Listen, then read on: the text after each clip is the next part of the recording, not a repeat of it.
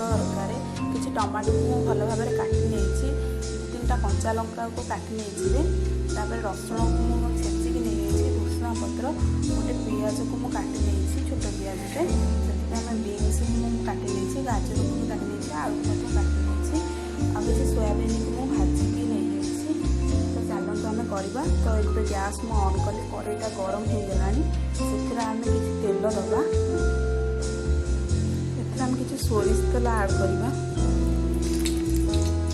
तेल टे गरम ही आसला आम से जीरा सोरिष फुटण दबा।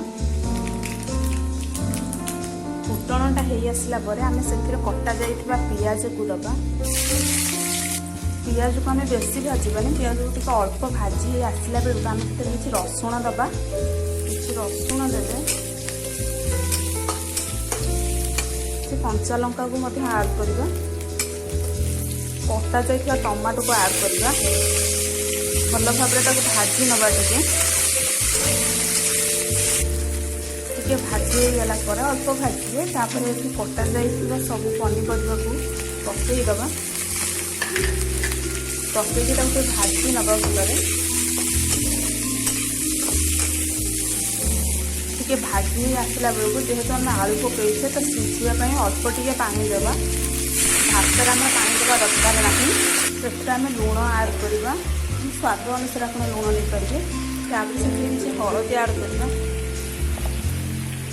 जेहेतु आम कंचा लंका नहीं तो से आपको चाहे स्किप भी करपारती कि गोटे चामच सुखिला लंका गुंड नौ किसी गरम मसला को आड करवा। आप चाहे नहीं पारती न नहीं पारती आपपर सीझापी 2-3 मिनट छाड़ीदेवा। देखते 2 मिनट होगा भी सीझी आसला तो एमती पानी थी अवस्था आम कौन करवा ए सोयाबीन को आड करवा। तापर किसी मिनट पुणी घोड़ को घोड़। तो देखते एबे आमर मसला हो पानी भी किसी ना से भात किसी आड करवा। तो भात आड कर सारा भल भाव में मिक्स करवा।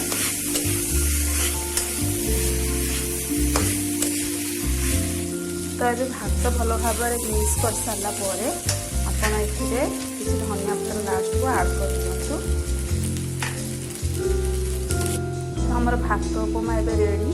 तो आम ए प्लेट काढ़ी नवा। तो देखिपे आमर ये भात उपमा केते सुंदर देखा बहुत टेस्टी और हेल्दी आपड़ थे घरे को निश्चित ट्राए कर देखिए निश्चिंत आपको भल लगे। जदि भल लगुए मो रेसिपी तेज मो चैनल को निहाती सब्सक्राइब करदे और लाइक करदे।